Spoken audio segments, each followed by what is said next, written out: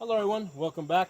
Today I want to talk about this Ruger 380. Okay, I love the gun because it's so light. Okay, it's a really light gun. It's thin. It's really easy to carry. It's very comfortable. You know, it's something that you can fall asleep on the sofa with this gun on you, and it doesn't feel like you have an anchor attached to you. Okay, so that's one of the reasons why I love this gun. Carrying on a day-to-day basis. Okay, now a couple of things to be aware of. Okay. Number one, the sights are really thin. All right, you can see them over there. I've actually painted the front sight over there. Okay, so the sights are really thin. So if you're doing any rapid fire shooting, it's really easy to lose the sights. Okay, so that's just something you got to be aware of, that can happen while you're shooting. Okay, the other thing to be aware of is that 380 ammo tends to be very finicky. Okay. Normally, I don't have a problem shooting steel case ammo. I shoot it through my Glocks, my SIGs, my Berettas. I don't have a problem with steel case ammo. I have found with 380s, I do have a problem. I have had that problem with the Rugers. I've had them with SIGs. I've had them with with other brands and with Tauruses. I have found that steel case does give me a problem. Okay, I have found that hollow points. Okay. In 380s tend to give a problem, even if you're shooting the expensive stuff. Okay, just the way they feed, they sometimes give me a problem. And what I've done is I've developed certain techniques. Okay, where basically if I'm if I'm shooting, what I find is if I'm going to have a jam, it's a jam where basically the gun picks up the round, it pushes it forward, but it doesn't push it all the way forward. It doesn't go fully into battery.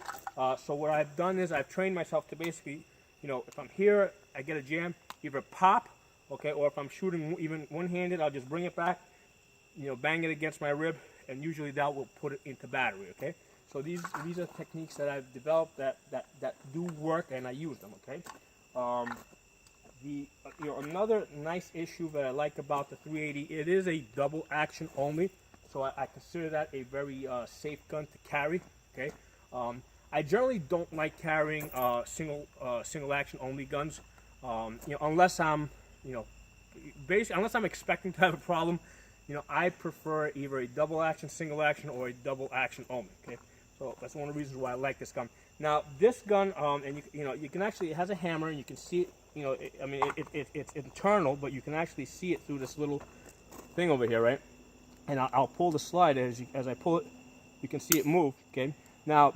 Okay, right now I have a dead trigger. What happens is when you rack the slide, okay, the hammer actually goes into a half-cock position, okay, and then as I press the trigger, okay, and you can see the hammer move, okay, it actually completes that cocking action. All right, you can see it come back. All right, so that's how this gun goes. When you rack that slide, it goes into half-cock, and then when you press the trigger, it completes that action and it fires the round. Okay. And generally, if I'm not carrying this gun, when I want to store it, what I will do is I will dry fire it to relieve that hammer, and that's how I store this gun. So I think it's a great gun. My recommendation is that, whatever you're going to carry whatever ammo you're going to carry, make sure you practice with it. Okay, don't.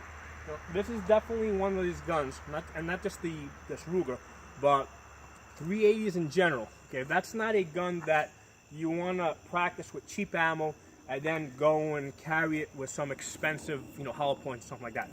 Okay, carry this gun with whatever ammo you practice with the most. Okay, if you're practicing with cheap ammo, carry it with cheap ammo. Okay, if that cheap ammo works, that's the ammo that you need in the gun when you're carrying it. Okay, so that's just something to keep in mind. Because it's more important that the gun works than you're getting a few extra foot-pounds of energy. Okay, and then you find that the gun jams up on you when you don't want it to jam up. Okay, so there are my thoughts on this.